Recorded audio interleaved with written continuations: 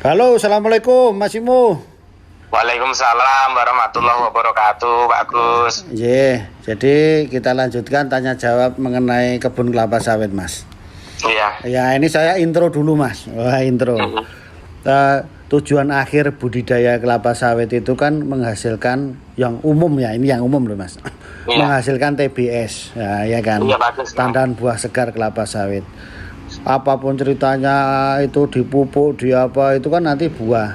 Setelah jadi buah tentunya kan harus dieksploitasi, ya diambil, dipanen kan gitu, Mas. Iya, Pak. Sayang sekali udah kita sibuk-sibuk kok nggak dipanen kan. Nah, dipanen. Makanya kan, Mas, itu salah satu ujung tombak tenaga kerja yang ada di kebun kelapa sawit itu adalah pemanen. Nah, kan Iya, gitu. Itu kan sering, dan pemanen itu saya lihat di perusahaan-perusahaan banyak yang turnovernya tinggi, Mas, pindah sana, pindah sini, pindah sana kan gitu. Iya, betul, Mas. Itu saya gimana tuh, Mas, sistem penggajian, sistem apa itu yang ada di pemanen itu, apa ancak giring, ancak tetap, kemudian preminya di yang pakai dodos berapa, yang pakai ngegrek berapa, mohon dijawab itu, Mas. Iya, bagus. Memang kalau kita sudah budidaya kelapa sawit, puncak tertinggi kegiatan kita itu adalah di kala kita panen. Oh iya, Mas.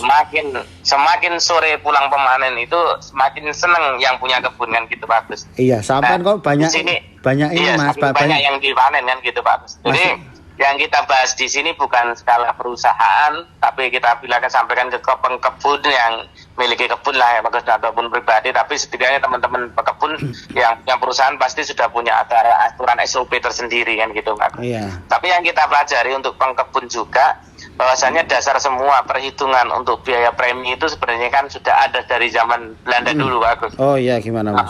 Apakah kadang-kadang kan kita ada namanya insentif panen, misalkan ada premi batas basis, kemudian premi kerajinan, premi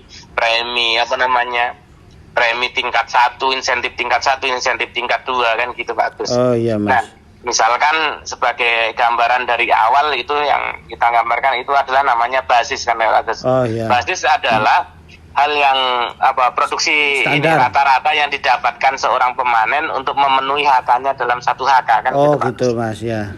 Nah, perlu dikasih gambaran bahwasanya untuk menentukan basis itu sendiri ini juga berbeda-beda, Pak Agus. Jadi jangan diantem komokan karena dari ketinggian tanaman maupun umur tanaman sangat mempengaruhi output produksinya kan gitu, Pak Agus. Sebagai gambaran misalkan untuk pra panen misalkan TBM 3 kan gitu, biasanya di perusahaan itu mengambil ataupun di dasar kita itu adalah produksi rata-rata dari mencobakan pemanen itu berapa outputnya. Itu biasanya, Pak Agus, itu kalau masih TBM 3 itu kisarannya masih sekitar 420 sampai 450 kilo itu, Pak, dalam satu hektar. Satu hari. Memang relatif besar, Pak Agus. Kalau di costing kan 450 dengan nilai 100.000 per hektar kan hampir 200 rupiah kan, lebih kan gitu, Pak Agus. Tapi itu kenapa? Karena pekerjaan untuk panen perdana untuk mencoba itu kan berbagai hal, Pak. Pertama kan pasti dia sekaligus sanitasi, membuang buah busuk sehingga output produksinya kan relatif rendah kan gitu. Nah, selanjutnya menginjak umur 4 tahun, 5 tahun atau TM1, TM2, maka basisnya akan naik, Pak Agus. Dari 500 kilo menjadi 600 sampai 700 kilo kan gitu. Itu dodos kan, Mas? Dodos kan? Ya, itu pakai dodos, Pak Agus. Nah, kemudian yang pakai dodos ini kan kisaran kita sampai umur ini, Pak Agus, umur 9 tahun. Oh, gitu. Itu basisnya itu sampai 1 ton 300 kan, seperti itu. Coba Bapak bayangkan dari 700 ke 1 ton 300. Kenapa? Karena kecepatan memanennya jauh lebih tinggi dan lebih mudah, Pak Agus. Karena kita nggak sambil merunduk, tapi kita bisa sambil berdiri kan gitu. Tinggal jrok. Iya, betul, Pak Agus. Nah, itu akan menaik lagi itu apabila terjadi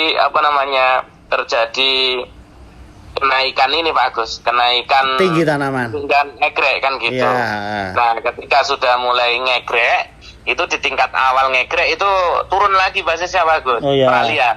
Berapa? Nah, kadang-kadang kan itu biasanya itu kisaran 800-an kilo, Pak Agus. Turun 800 lagi kilo 800 sampai 1 ton 250 kan, seperti itu. Iya, Mas. Jadi puncak tertinggi basis itu adalah pada saat peralihan ini, pada saat sebelum peralihan ke egrek dan setelah existing egrek Pak Agus. Oh ya. Misalkan egrek 1 tahun udah ini sampai 1 ton 250 basisnya kan gitu. Iya. Paling rendah itu ketika ya baru beralih ke TM1 kan. Oh gitu. iya.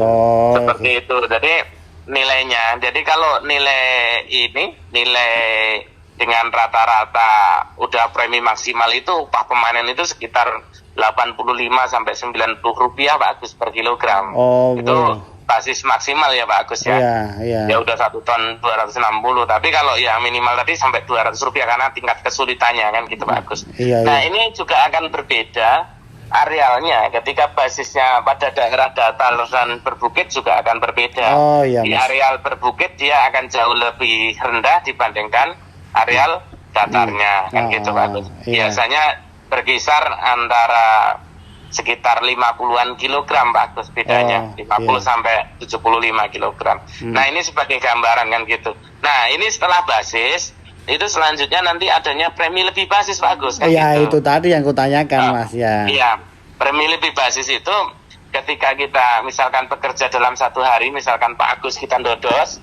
jadi dengan premi rata-rata karena masih tanaman beralian TM, jadi kita dapat itu 700 kilo, sedangkan basis kita itu 500 kilo kan gitu Pak Agus. Iya. Berarti kan itu ada basis 200 kilogram Pak Agus kan. Iya Mas. Nah jadi 200 kilogram itu dinilai lagi rupiahnya sendiri Pak Agus. Oh gitu ya.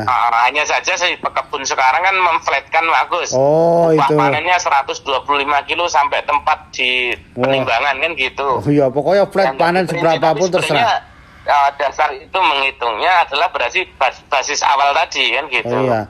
Nah kemudian premi ini Pak Agus Iya. biasanya kalau lebih basis itu kebalikan Pak Agus. Kalau tadi yang premi umur 3 tahun 4 tahun itu adalah basis yang paling kecil yang tinggal 400 sampai 500 kilo tadi. Jadi kalau seumpamanya dia beralih ke ini premi per kilogramnya yang paling tinggi adalah yang di TM1, TM2 Pak Agus. TM1 itu bisa sampai 120 rupiah atau 150 rupiah per kilogram lebih basisnya tadi. Jadi misalkan panen sehari upah per HK-nya itu kalau dapat basis tadi 80.000 bagus. Iya. Apabila dapat 500 kilo, tadi itu dapat 80.000 bagus. Jadi lebih basisnya yang 200 kilo tadi bagus dikali 125. Jadi ada tambahan 22.500 kan gitu. Iya. Jadi gajinya adalah 80 ditambah 22.500 jadi 102.500 dalam sehari. Nah, misalkan bagus kan gitu. Ada lagi kan premi capai ini bagus, premi capai batas atas kan gitu bagus, insentif 1. Misalkan yang manen tadi dapat 500 kilo, kemudian basis premi tingkat 1-nya 700 kilo, premi tingkat 2-nya 900 kilo, maka premi tambah tahap 1 tadi yang 700 kilo itu dapat insentif lagi. Ini tergantung dari besarannya. Hanya nilainya sekitar biasanya itu dengan nilai sama dengan basis 10 kg basis Pak Agus. 10 kg lebih basis. Jadi kalau lebih basis tadi 125, dia akan tambahan lagi 10 kilo kali itu Pak Agus. Jadi tambah 1.250 kan gitu.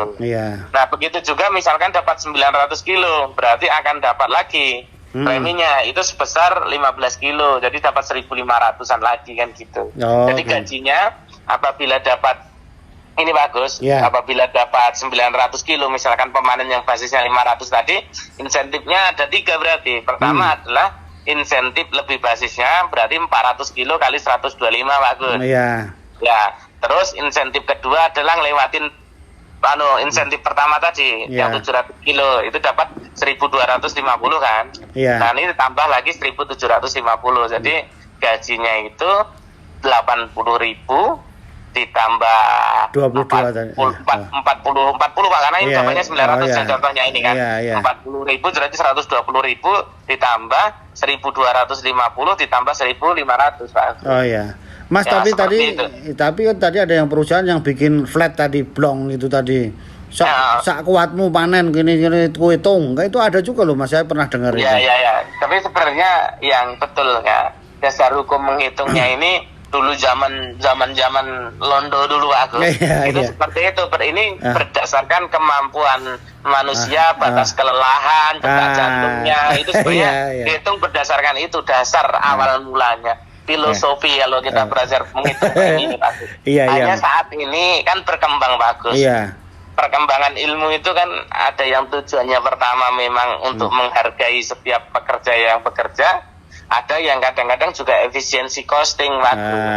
Itu. Nah, ketika sudah efisiensi costing, maka tadi yang premi bertingkat tadi tingkat 1, tingkat 2 kadang-kadang sudah dihilangkan dan diganti dengan premi flat kan gitu. Itu tadi ya. Misalkan kan kalau tadi misalkan lebih basisnya itu dihargai dengan upah Rp125 per kilogram, maka karena diflatkan jadi dinaikkan menjadi Rp130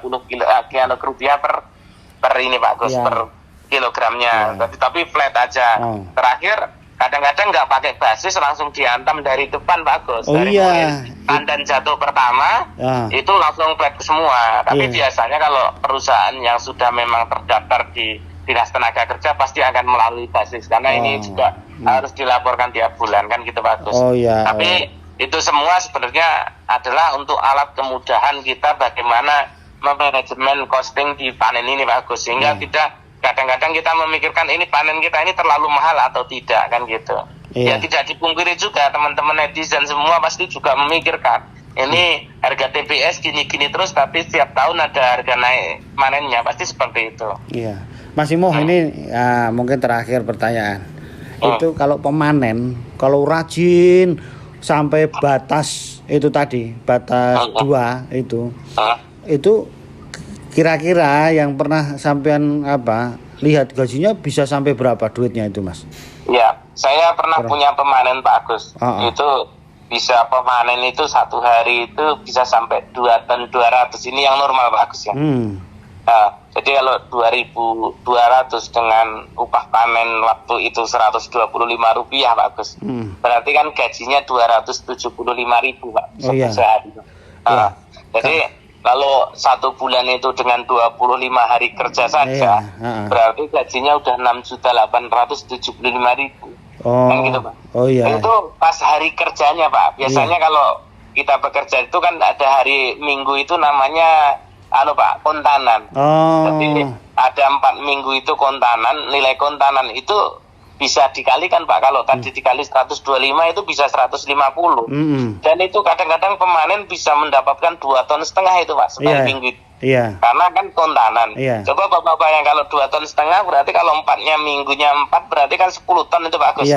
Dikalikan 2,5 berarti kan 200 kalikan ini 350.000 itu Pak Agus. Berarti kan ada tambahan 350 kali 4 kan berarti kan ada sekitar 1.400.000. Berarti 1,4 kali ditambah 6,8 itu pemanen itu bisa bergaji 8 jutaan. Bahkan mungkin saya rasa di teman-teman yang lain malah melebihi dari itu Pak Agus. Melebihi dari itu, makanya Mas ada tempat saya gajinya udah ada yang tadi dibikin los itu gajinya tertinggi bisa 11 juta Ya, bisa jadi karena di sistem loss yang seperti itu jadi bisa lepas, tapi perlu dikasih informasi bahwasanya ke setiap pemanen yang melakukan panen itu bagus. Satu hal yang menjadi kunci, jangan sampai ngeburu produksi akhirnya banyak buah mentah terpotong, banyak pelepah yang terpotong. Ini juga tapi akan lebih baik dengan gaji 8 juta tapi kontinuitas produksi itu akan berada di sepanjang tahun kan itu. Karena kita kan bisa melihat juga bagus kita panennya hari ini berapa dengan menghitung angka kerapatan panennya, AKP-nya kan gitu. Mas. Gitu. Oke Mas, ini makasih sudah menjawab dengan clear enak kira-kira bayangannya itu terjawab. Yang saya sampaikan juga bermanfaat tadi. Kalau sudah bermanfaat jangan lupa subscribe kan Pak. Sampai terus ya minta subscribe. Terima kasih Pak Jenderal Muhaya sudah memberikan ilmunya pada kita semua. Mudah-mudahan menjadi berkah untuk kita semua. Terima kasih. Amin ya robbal alamin. Assalamualaikum warahmatullahi wabarakatuh. Waalaikumsalam warahmatullahi wabarakatuh. Makasih ya Mas Imo.